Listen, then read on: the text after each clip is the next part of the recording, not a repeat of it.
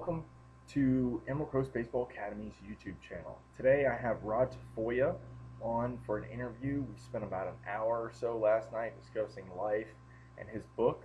So here we go. This is the interview. I apologize for the quality of the video. He was in a very bad Wi-Fi spot, and we'll try to get that cleaned up next time. So thank you, and I hope you enjoy. Hi, I'm here with Rod Tafoya, aka the Ageless Arm. Rod, welcome to a little chat here on Emerald Coast Baseball Academy's YouTube channel. Rod, I've played with you a couple years. I've known you for about 3 years now. Take me through a little history of your career and how you, what makes you special. You know, I'm excited to get you on here and for you to be my first guest on the channel. You've done a lot for me personally, and I feel like you got a great story to tell, and I want to help get this information out there for everybody.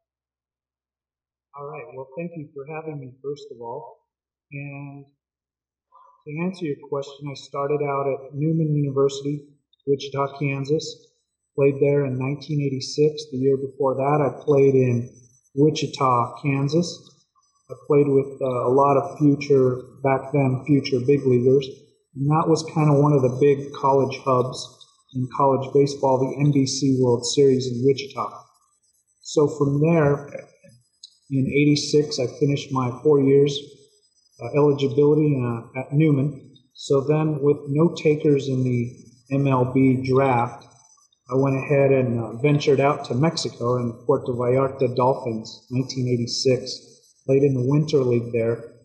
And I was lucky enough to win 10 games and be purchased by the Mexico City Red Devils of the AAA League. So I spent a lot of time in Mexico year-round. I played winter and summer. And like you, I tried to find a job anywhere I could. So I got my first crack at baseball in the U.S., playing in the Northwest League. Mel Fitchman signed me to a contract in short A ball with the Boise Hawks. So I played there, followed by 1990 I played in the New York Penn League with the Erie Sailors. So I played against some really good players, Mike Piazza, Carlos Delgado, Tim Salmon, to name a few. And I've just been playing as much baseball as I can for love of the game. This is my 4th decade. I'm going to be, I just turned 50. I'll be 51 next summer. I've been signed to the Alpine Cowboys of the Pecos League with Ryan, my coach, Ryan Stevens. Yeah. So anyway, it's getting kind of late over here. So I understand. I think to your question, the reason I'm still pitching is, 4 decades and 70,000 pitches later with the left arm is my ability to throw strikes as a left-hander. I pride myself not necessarily on strikeouts, but no walks.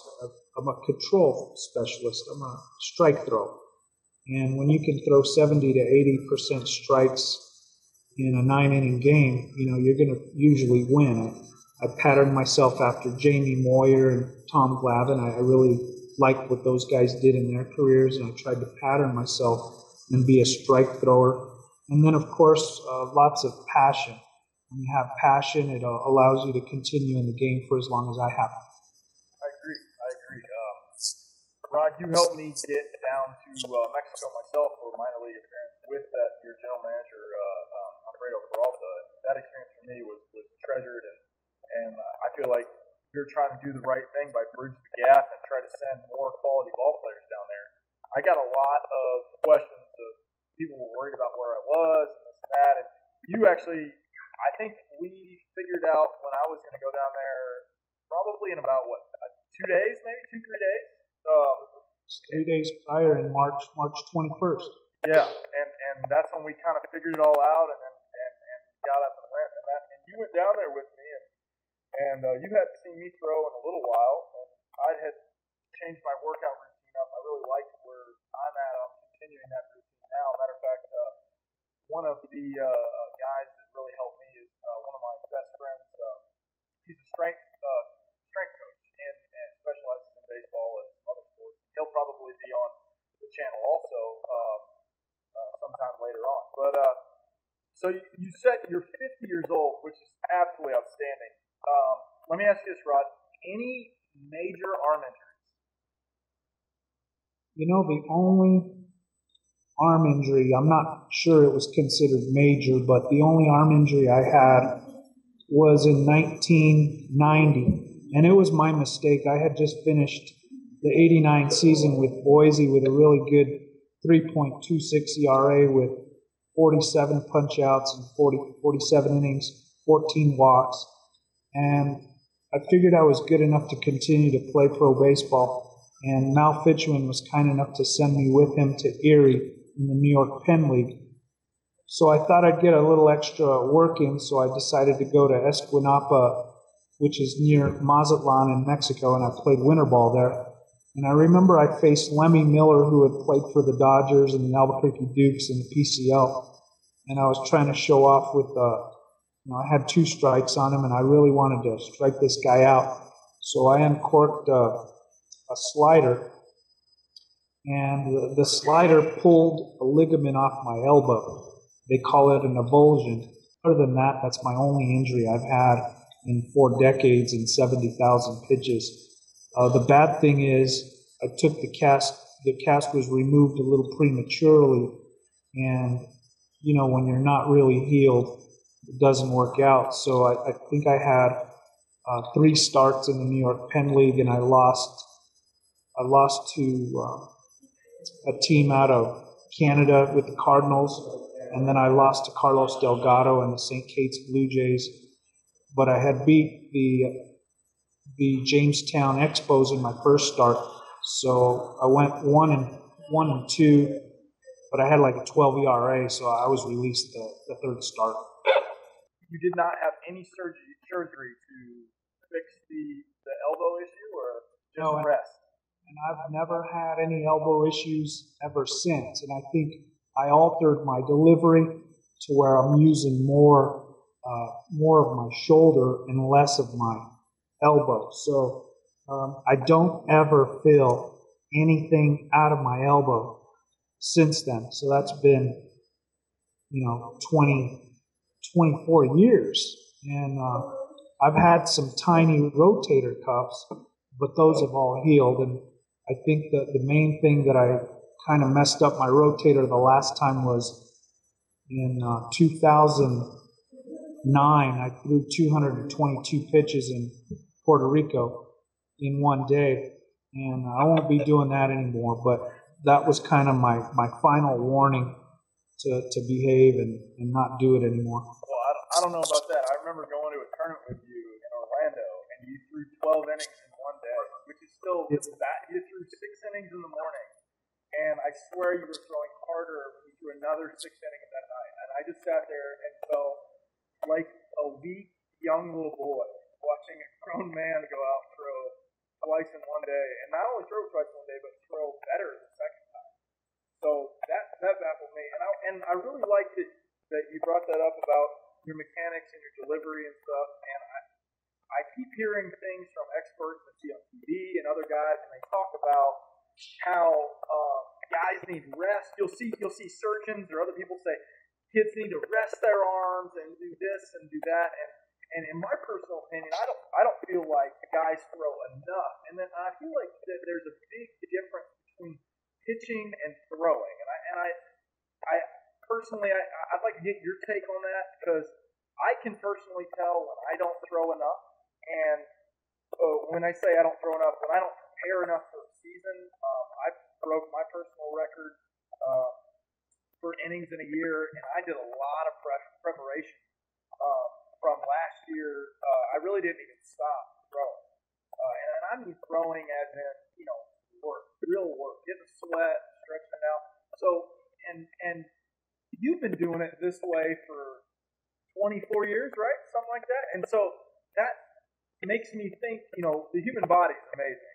And so can you take me along what your regimen is, so, the kids at home can see, when people say downtime or rest, there's a difference between an injury and recovery and throwing. What are your thoughts?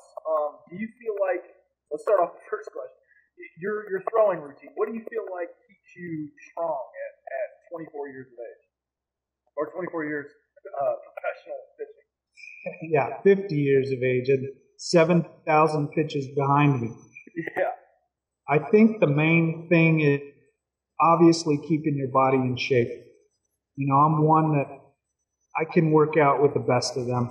And the regimen includes getting up at 4 in the morning and doing road work. You know, every day I do 5 miles every morning. I got up this morning at 4, and by 5 I hit the pavement and did 3 miles before work, before most people are even up. And I think that's one of the main reasons why I can still pitch. There's a couple things of thought when it comes to pitching. You have Tom House, you have Nolan Ryan, and then you have Dr. Jamie Andrews. And they all have a lot to say about pitching and how many pitches a pitcher should pitch.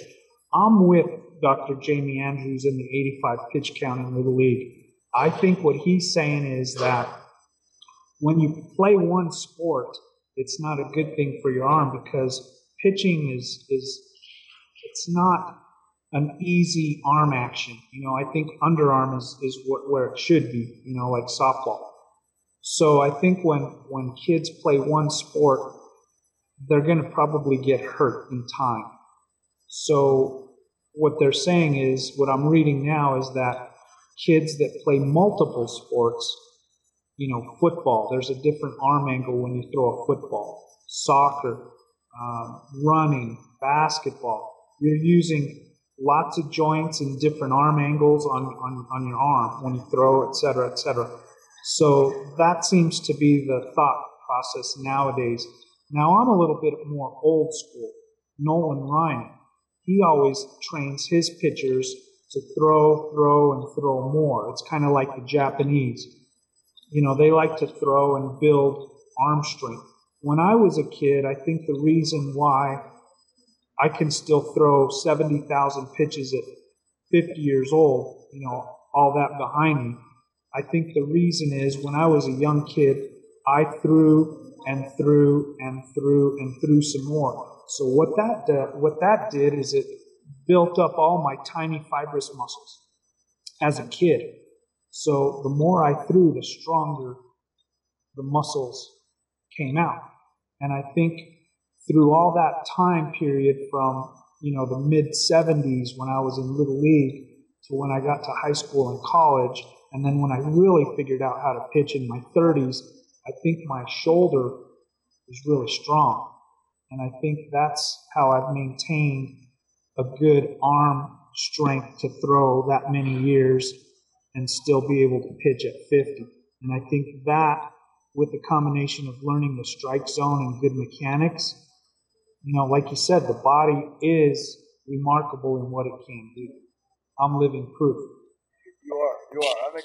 I'm very excited to put that out there because I'm actually personally, I'm with all three guys there. I think that Mr. Dr. Andrews has a great point about competitive throwing, but I do not agree completely about shutting it down. I don't disagree with the multiple sports and stuff like that, but knowing personally my elasticity with my arm, and then with you doing lessons with guys, I do lessons with young guys. I did a lesson with a guy who's getting ready to go off to college, and I can personally tell when a kid has that elasticity and is able to bounce back. And I think that's where, in this debate of information that's going out there, there's the issue is that people are misconstruing competitive game throwing with long toss or side throwing and not listening to your body. I mean, I'll give you an example. I've got a 14-year-old kid who just turned 14. He has been clocked in the lower 80s, and I mean, it's absolutely amazing. But he can even personally tell, now that we've talked about being aware of your arm, when he doesn't throw, he loses his mechanics. He starts to be sore more often and stuff like that. And that's one thing when I was talking to you when we were playing together, and since we've known each other, is you've been a big guy, and I know especially with being around you, is that you've been a big guy on ice and recovery and listening to your body and doing what you're supposed to do and not pushing yourself beyond that point where an injury can happen. And I think that's the part where Nolan Ryan comes in, like we were talking about, where he's saying guys don't throw enough. And I think people are misconstruing that word throw, because how often, even let's say you talking about football where guys are playing different sports, there's only one quarterback on one team playing at one time, as opposed to, anybody on the baseball field can throw a baseball at any time, and you might have multiple pitchers to throw. And so I think that's where you run into some issues there. And you don't throw a baseball 100% out of the gate. You don't throw a baseball 100% every time. Like you were talking about earlier, you uncorked the slider, had an issue with your elbow, and that happens. And we've all wanted to reach back, and especially guys trying to compete and throw that extra pitch. So I agree with you and with everybody. I'm on your path. If I don't throw after a while, I personally I get a little angry, and if I don't get it done, I don't get it done. And so that bothers me about that. Let me make a point. I really love the long toss. I think the long toss has really helped my career. I know that Glavine, Smoltz, and Maddox were big proponents of long toss, and I think that has really, really helped me. Another thing that has helped me, I'm going to put a little plug, there's a GNC product that I've used that is called Joint. It has glucosamine, chondroitin, fish oil. You kind of turned me on to fish oil when we were down in Mexico and even before that. And I'll tell you what, at 50 years old, when you have your joints lubed and well lubed, it's like a well-oiled machine. Yeah, I agree with you. I'm big on fish oil. I like to throw every week. Again, I'm 50. Back in the day when I was your age, I could throw every 4 days, every 5 days is scheduled. But at 50, I think once a week, complete 9-inning game. Again, that's another thing that I pride myself, besides the no walks and a good strike to ball ratio of 70 to 80%, but complete game, 9 innings. That is my mantra. I love to throw 9, and I love to show anyone up that wants to go, mano a mano with me on the mound. It doesn't matter if you're 20 or 30 or 40. I'm going 9. So, if you're not going to go 9, it's going to take just to keep up. That's one thing I pride myself on. Yeah, but you had a phrase when I was playing with you that I kind of latched onto, and it was it took me a while to figure out exactly where you were going with that. But over the years, I figured you used to say out-pitch the other pitcher, and I used to think that was stuff kind of thing, like had better stuff than the other guy. But what it meant, in my interpretation, was to literally out-pitch him in the length of the game. If you can last longer in the game than the other starting pitcher, you're going to help your team win, or at least put your place in it to get the decision. Which that's what you brought upon me over the years. Getting a decision at all, one, it's hard, and it's easy to chalk up. Unfortunately, by the rules of the game, chalking up losses is much easier than chalking up a win. Right. You just want to stay in the game as long as you can to allow your team a chance to win. I agree. Awesome. Now, Rod, you've done some things in front of me that I've always kind of turned my head a little bit, but and you've always stayed true to it, and I've always respected you on that part. Can you give me? I want to ask your opinion on a couple things. If you were to give, let's say you had a young left-hander right there, and you were to give him one thing that you could help advance his game tomorrow. Do you have anything on hand that you could give him right now that you would feel like would help him in a game? Learn the strike zone. Learn how to throw strikes anytime in the count, anytime. I think if you can be a really consistent strike thrower in the game, regardless if it's Little League, regardless if it's high school, pro ball, strike throwers, it seems like they stick around for a long time. It really, 24 years, really. huh? 24 years or so? Till they're 50. Yeah. Okay, now, we're talking about lessons and stuff also. I'll be touching on this subject a lot also. Now, can you give advice to the father of this young left-hander? That's something that may help him, help both of them in their relationship. That's a wonderful question. Push, but don't push too hard. There's a difference between pushing and really getting on their nerves pushing. Another thing is arm preparation, arm preservation.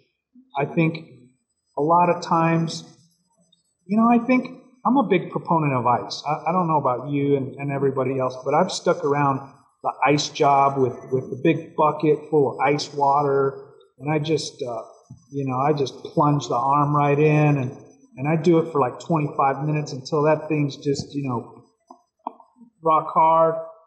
And it works for me. I started back in like 1980. So do the math. That's 34 years ago. And it works for me. It has preserved my arm. It has worked for the shoulder. It has worked for the elbow, forearm, etc. I'm an ice guy myself.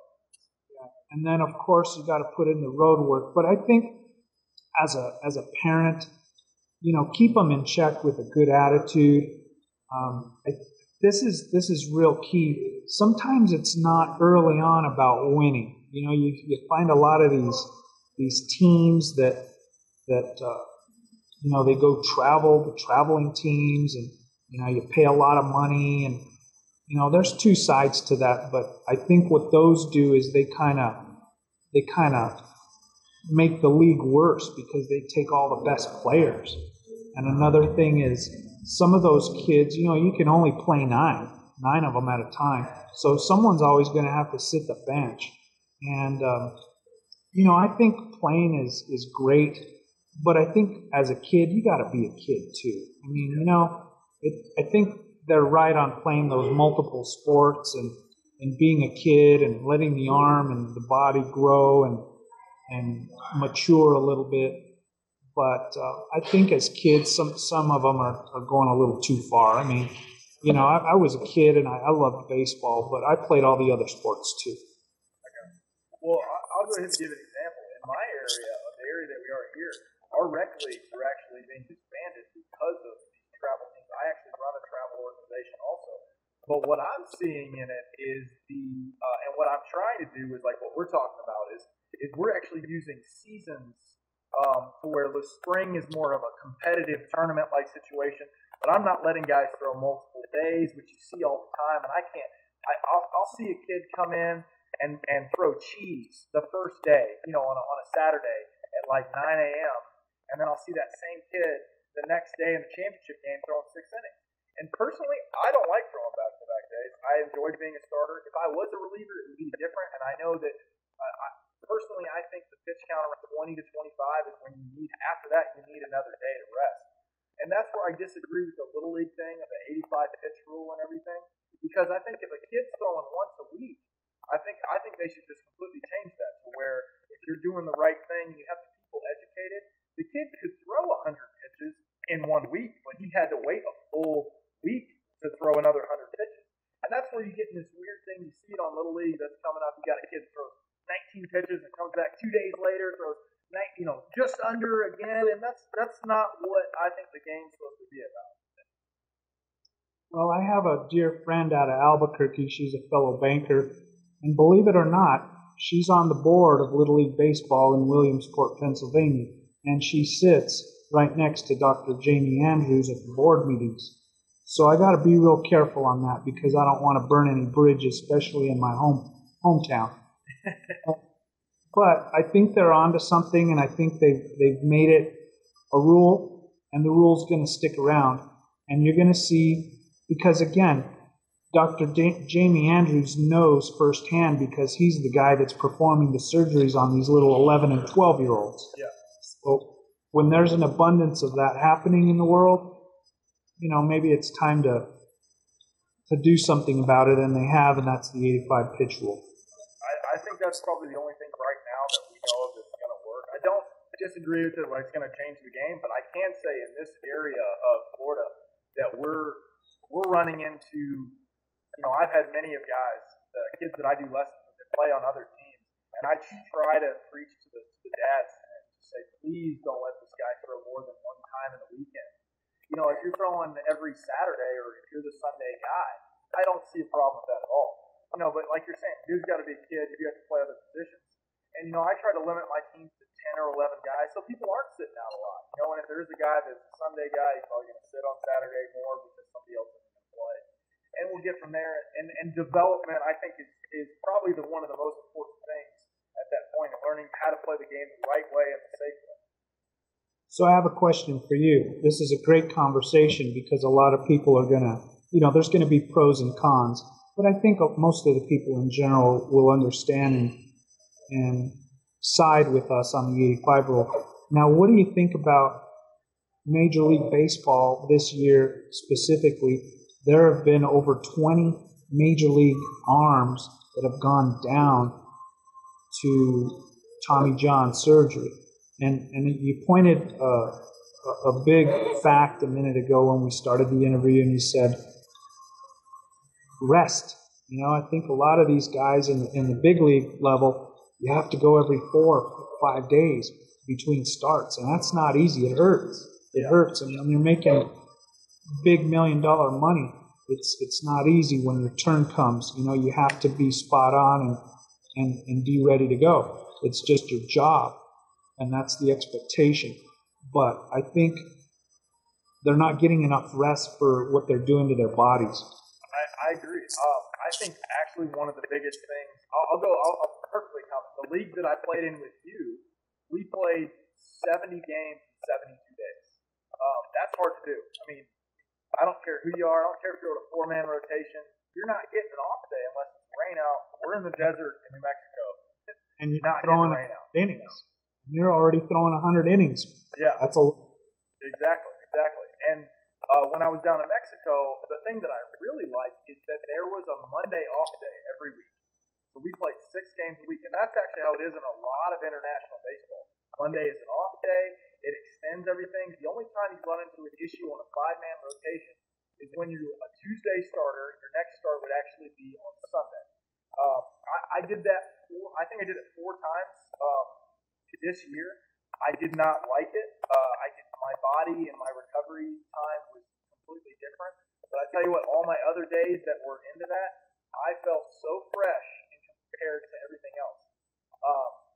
So taking that information and going both sides of it, and actually one of my most recent starts, I had to go on short rest. I went on 3 days rest, and went into it, which happened multiple times when I played with you too. When you're in a playoff hunt, sometimes you got to go to short rest. I honestly don't understand why guys or teams haven't experimented with this of going to a 6-man rotation. I think that if you go to a 6-man, it gives everybody 1 extra day. Now, before I can see an issue with it, but nowadays with this 40-man roster rule, you have a AAA and normally just filled with flamethrowers. And I feel like teams are not able to move guys up and down like they should and take advantage of it. But then again, in the same sense, it's hard to get 6 starters. It's hard to have 6 guys that you can trust and go out there and pitch.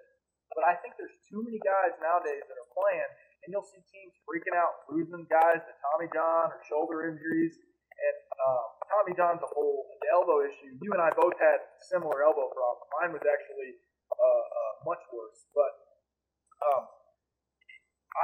I personally, I'm 28. I enjoyed having that extra 2 days, and I really felt fresh every time I went to pitch, except for those times where I had to go on normal major league rest. That's something I'd like to see teams even try. And if you think about it, if you go out there and you throw strikes, do your job. Some guys may or may not last, but if you're on better rest, I think that you would have more guys throwing longer in the game if everybody was more fresh. And that's an idea that's been on my head a little bit. I don't, and I'm not the expert on it. That's just my personal view of seeing and me calculating. Okay, if we were on a 6-man rotation, we were in the show and we had no days off. This would be my normal day anyway.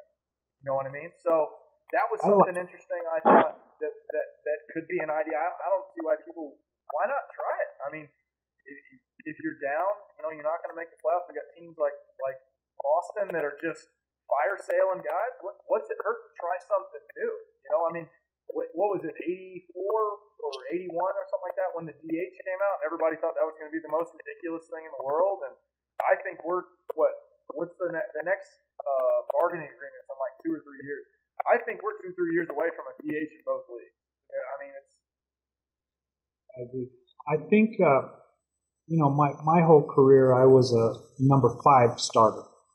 So the number 5 starter, that's what they always wanted the lefty for, number 5 starter. And that worked for me. It gave me enough rest in the week. And, a six-man rotation, I'm just not sure you can find a good 6-man rotation. I think, you get 2 or 3 really good starters in a rotation, and then the other guys are kind of iffy.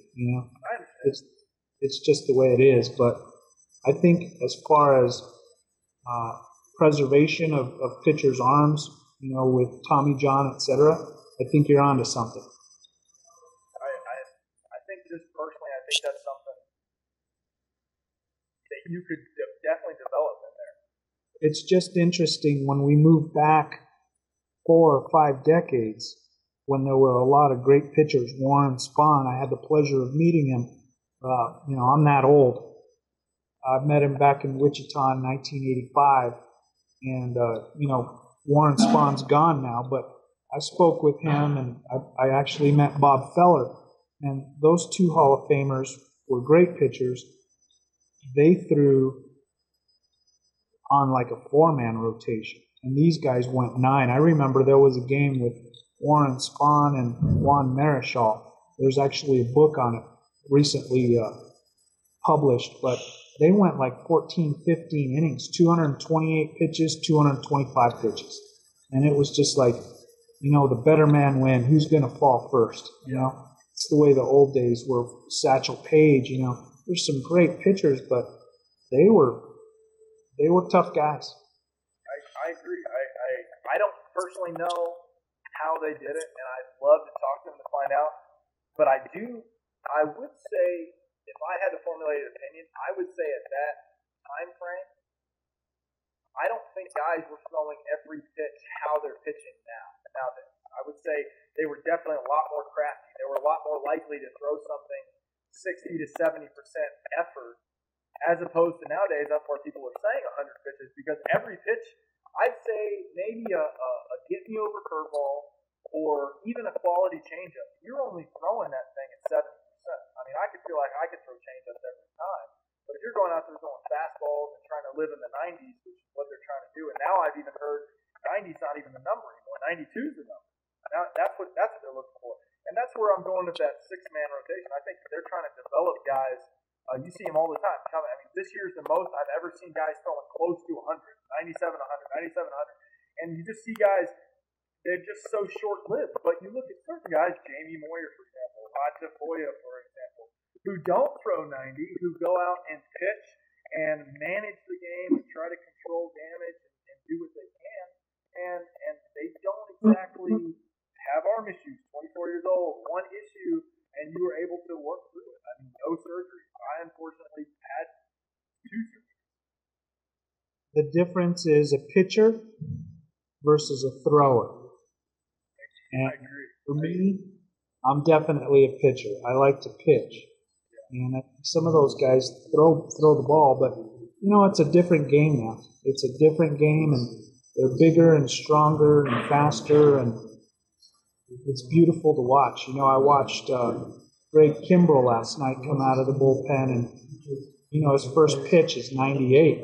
And it's just like, wow, I'm watching this kid, Descanses, or what's his name, from the Yankees. He's a 24-year-old kid, and he's breaking 100. He was throwing 97, 98. They gave him 3 days rest out of the pen, and he comes in and throws 100 miles an hour on 3 straight pitches. That's just nuts. Yeah, I agree. And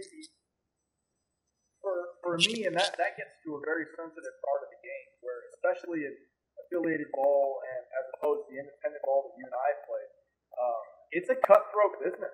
And at certain levels, it's obvious. You hear it all the time from affiliated guys. This guy's got money. He's going to get more of a shot than another guy. And I honestly don't know if anybody knows about the whole money situation. But you look at inflation and how things have gone, and it's real hard to break into the business. I personally have not had the luck to get there. I'd love to get a shot. But the level of, when I went and played in Mexico, when you got me there this past season, plenty of guys that I faced had affiliated experience and told me, hey, it was great. Let me make a point. You do have the right stuff to make it. I've seen you pitch. I saw your bullpen along with thousands of other people that witnessed it, and it was great. I think it's just a break. It's kind of like, actors in movies, they all have a certain touch to everything, but you're a tall guy, you throw hard, you throw well, your heart and your mind are in the right place, you have passion, you're willing to do whatever you got to do to go make a club. And I think that bodes well for you. And I think knowing what I know about you, you just keep pushing and you keep plugging away, and you never give up on that dream and that passion, and you keep going. But here's what I see. Every year you've gone up,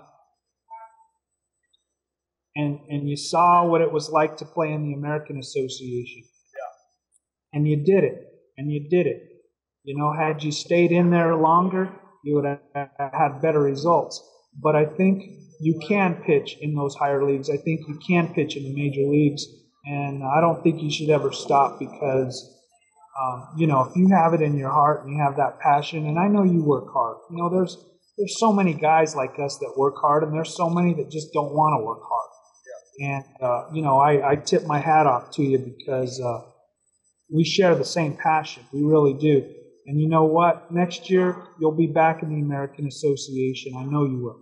We'll see how things go. I mean, I can only hope that I could pitch 24 running years myself. Being hurt, it took me. I actually missed 3 years not playing, and it was a very hard time to figure out. Once I got back in, I was rehooked again, and that's what happens when you run into the competitive part of the game. That will it almost makes you not want to be a starter sometimes. You want to come out the next day, especially after a really good outing. You go out there and dominate a day.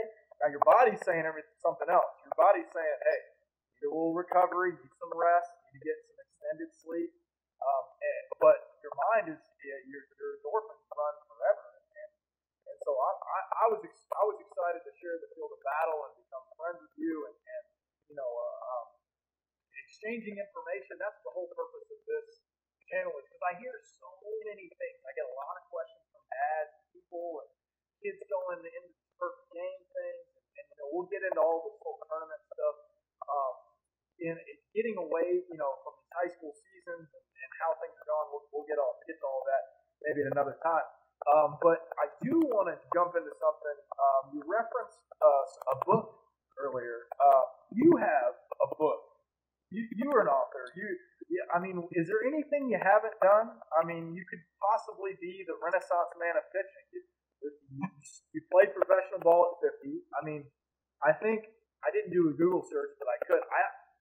Jamie Moyer, anybody else? I can't really think of any. I mean, that's an elite club. I mean, it doesn't matter if it's $1 or if it's $100.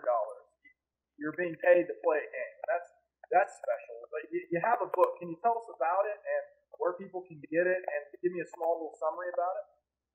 Sure. thank you for all you've said, all the nice things you've said about me. I really appreciate it. My book is my first book. It was published in 2012, in February of 2012. It's called Ageless Arm. My Passion Lives in the Core. And so thank you for saying such nice things about me. I really appreciate it. So the book that I had published was actually in 2012 in February, entitled Ageless Arm, My Passion Lives in the Core. And the true meaning of the book is the core, the inside, the passion, where it all comes from, your parents, up, and you see a little nest egg inside, and take that little rubber ball out, and you replace it with the heart. That's kind of the meaning of the core, and the core is what we're doing right now, you and I. We share this passion for pitching and a love for baseball. And everybody has a love, but some don't have a love as deep as you and I have it. It's really deep. It's more of a little obsession, And I know you have it because I know you're married to a beautiful woman, and she allows you to travel the world to pursue your dream. And I think that's a wonderful thing. And I truly admire it. I admire the story of what you've done. But the book has been a great seller, and I think what it's doing is it inspires people, and it kind of tells people not to ever quit their dreams and to maybe find a passion. It doesn't matter how old you are, young or old, but we all should have a passion in life, because I think that's what life is. If you have a passion and you share a love for something, you're willing to do whatever you can to do well in it and to pursue your dreams and make your heart feel good. And that's what it is. Last week, I was fortunate enough to get a call from my author, Speaking Volumes, and they gave me a second contract for a second book. And the book is now entitled Inside the Core, The Passion Lives On. So that'll be due to the publisher in November, and it'll be out in spring of 2015. So I'm working hard on that right now, and I've got a new story with Alpine, and you know what? I'm not ending anytime soon. That's good to hear. Where can everybody see online? Can they get it on Amazon? They just need to search. Go ahead. You can get it on Amazon.com. You can get it through the publisher, SpeakingVolumes.com. You can get it on AgelessArm.com, which is my website. And it's in Europe, it's in UK, it's all over the place. So I found it in India, found it in Germany. So I'm really proud of the book, and I'm proud of the message that it has inside the core. Well, you're definitely an inspirational story. I mean, if people can't go out and not be inspired by a guy who's been pitching professionally for 24 years and going, and had basically we could say a minor arm injury, and and hasn't stopped since. I mean, I'm very impressed with you and your body of work, and a pleasure to meet you, and I'm excited for you to just keep on going. Think of if I hadn't come back after that arm injury, there's 300 wins that never happened in amateur ranks. And, I had 94 before I got injured. So that's 394. I put a personal goal myself to get another 100 amateur wins at maybe 10 a year for 10 years. And that'll put me at right around 496. And then I'll have just a few more to catch old Cy Young at 5'11". That's an outstanding number. Yeah, you and I, we played in a tournament down in Orlando, and man, I tell you what, to see all the guys play the game and watch you go out there, it was an honor to watch you go out there and do your thing. I do want to touch on another subject before we go. You talked about throwing strikes to young guys. Can you take me through some of your sequences? First of all, tell everybody what your pitches are, and I will go ahead and vouch for you. You throw in the low 80s still at 50, which is absolutely outstanding.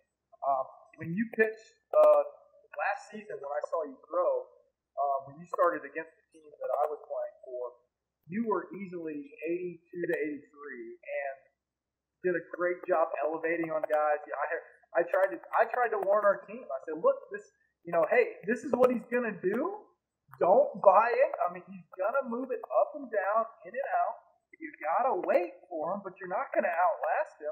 And we had guys up there, trying to tell me, oh, he's old, he's not gonna. I'm like, no, this is a different breed. He's gonna be out there for. And I told him the story. I said, in the off season, the guy threw 12 innings in one day.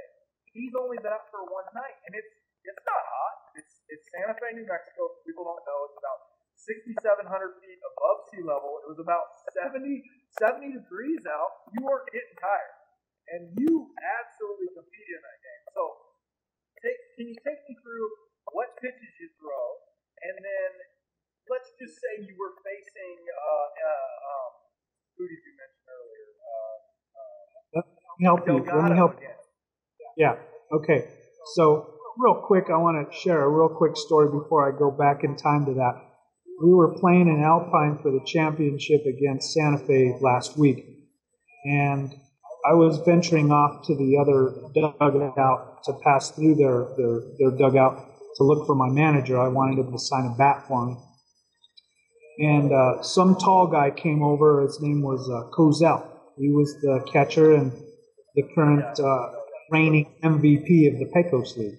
He hit over 400 and did a remarkable job again this year. And congratulations to Mr. Kozel for that. But he came up to me, and not knowing who he was right offhand, he came and he said, hey, you're Rod? And I said, yeah. I said, who are you? And he goes, Eric Kozel. He said, I just wanted to shake your hand. And I said, wow, really? He goes, yeah, I really appreciate everything you've done for the game, and I just wanted to meet you and shake your hand. And I said, wow, that's really nice of you. So, we shook hands, and he said, yeah, and you kind of shoved it up my butt last year, and I'll never forget that. And I thought, wow, he was on the team. You said 82 to 83. I think it was a little bit harder because I'm not going to strike out 9 of your guys, including the reigning MVP on 82, 83, Jamie Moyer stuff. Well, all right. I know how to poke it. I can get you fired up. I'm going to climb that number to maybe 85, topping out at 86, because there's no way I was going to strike out. You know what? I've won all those games on 2 pitches. I really don't have a changeup because it really isn't that good of a pitch, so I don't even really bother to throw it. But I throw honestly, I throw a cross-the-seam fastball, whether it's 82 or 85. That's what I do. And however I grip it, it seems to move. And I can get it to move, by changing the horseshoe grip, whether it's this way or whether it's this way. And for whatever reason, I can get it to move in and I can get it to move out. And regardless of how I do it, whether it's the angle of the pitch, but whatever, I'm getting it to screw on some lefties in, and I get it to run away. And then I throw a slider pitch. And the slider, I've got calluses on my fingers from throwing it. It's a tough pitch, but I've learned to control it really well. And if I can get it, to touch a little bit of the inside of the plate and then to end at the end of the plate to a lefty, great pitch, especially on 2 strikes. I'll even throw it on 3-2. I'm not afraid to go slider 3-2, 2-2, 3-1, 3-2. I don't care what the count is. I don't care what the naysayers say, because they say don't throw these pitches on certain counts. But you know what? After you've thrown 70,000 pitches and you have a good idea of where it's going and have a good idea of control, I'll throw it 3-0, 3-1, 3-2. It doesn't matter. You can ask your buddy, Mr. Maxwell. You can ask Maxwell on 3-2 what got him looking. He was looking for a fastball, and I didn't throw him a fastball. I threw him a 3-2 slider. So with that said, I've done all that on 2 pitches, but I think more than the pitches, it's the location.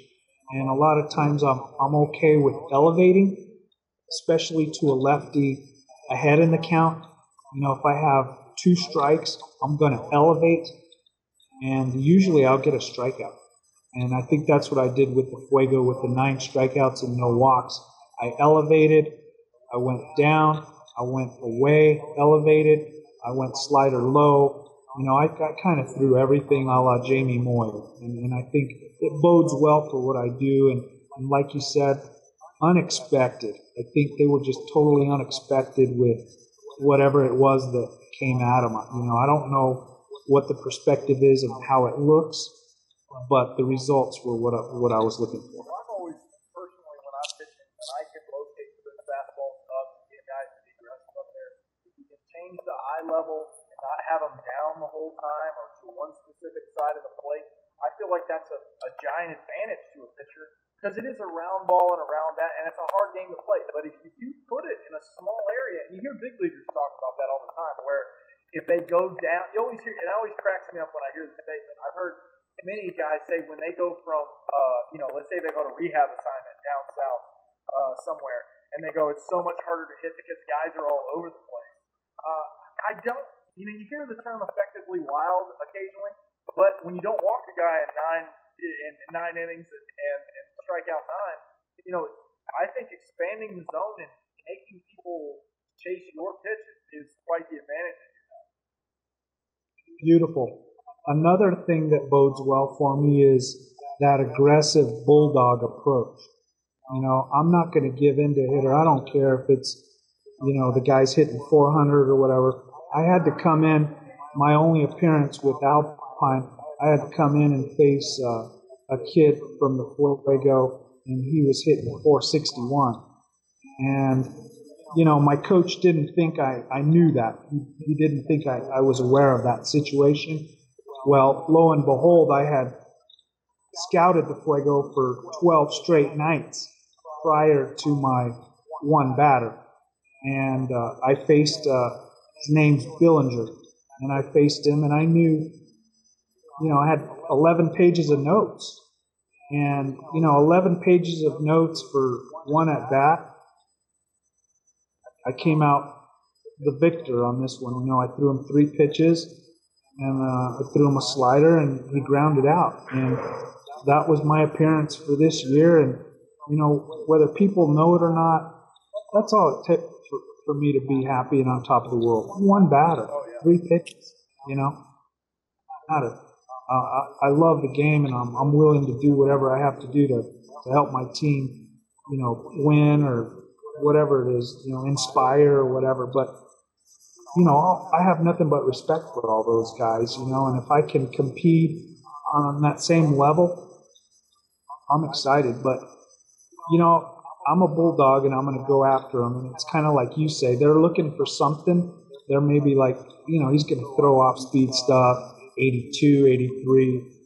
But in my mind, I'm going to go after you inside, outside, up, down, low, come under your chin. I'm not afraid to do any of that stuff. Awesome. I was excited to hear about that myself. It traveled through the social networking world that you were able to get in and take care of a hitter there with the Fuego. My former team. Okay. Well, Rod, I think we're almost at about an hour.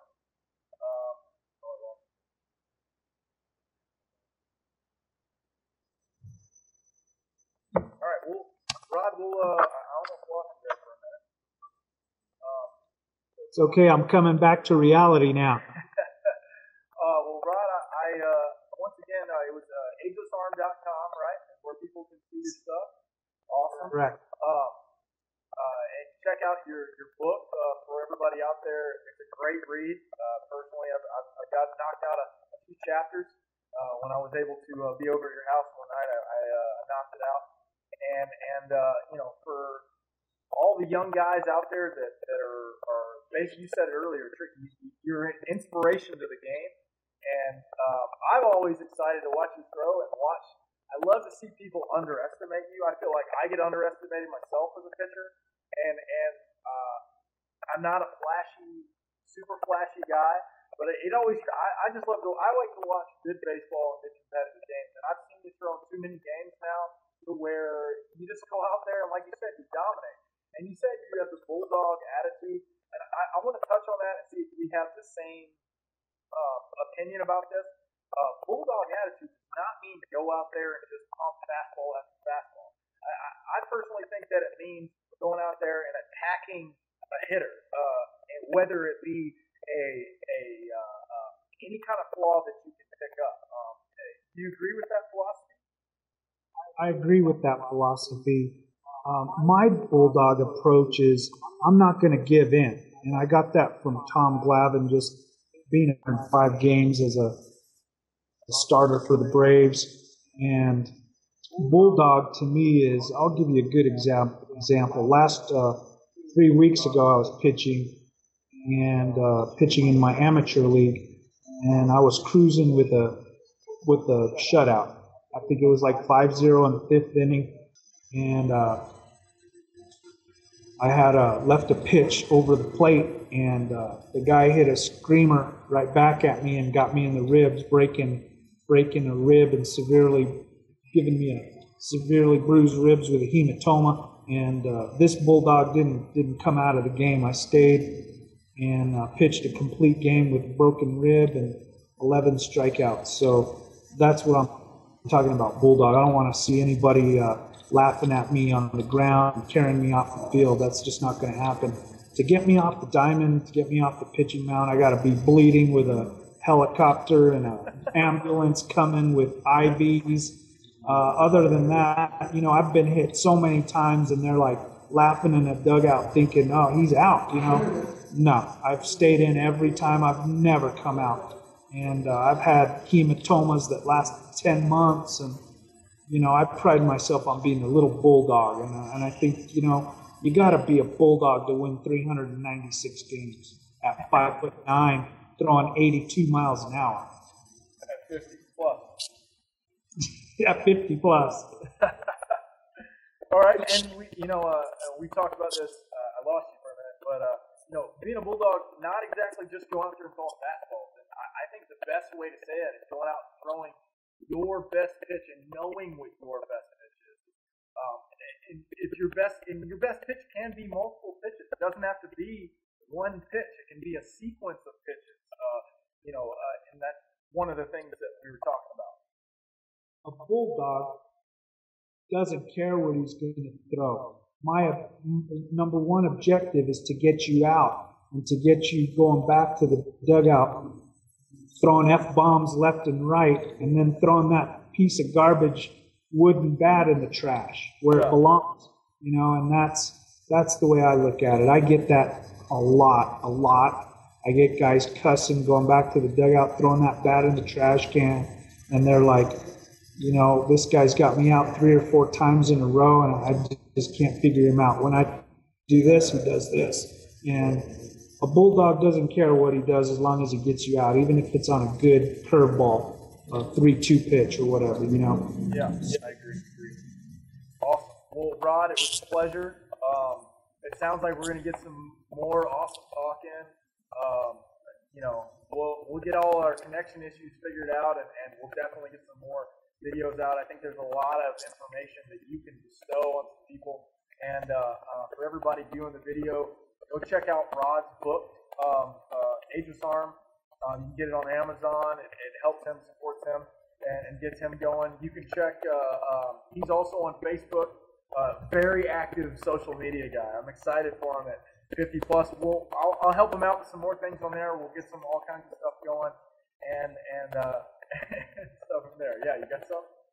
I just want to thank the Hotel St. Francis for a wonderful evening and a wonderful chateau experience. And, again, it's 11:22 Mountain Standard Time. And for love of the game, we're still taking care of business. That's awesome. All right, Rod. Well, I appreciate it. And like I said, everybody go check out Rod's book on agesarm.com or on Amazon. Rod, thanks again. We will definitely talk soon. We'll get some more stuff going. And you got any last words? Anything that you want to say? I appreciate you for what you've done for the game, and I appreciate your passion for the game, and I appreciate you having me as your first guest. And I look forward to many more great memories on the diamond with you, traveling around the world, playing this wonderful game that we love called baseball. I agree. All right, Rod, we'll appreciate it. I will definitely talk to you. Thanks again. All right, buddy? All right.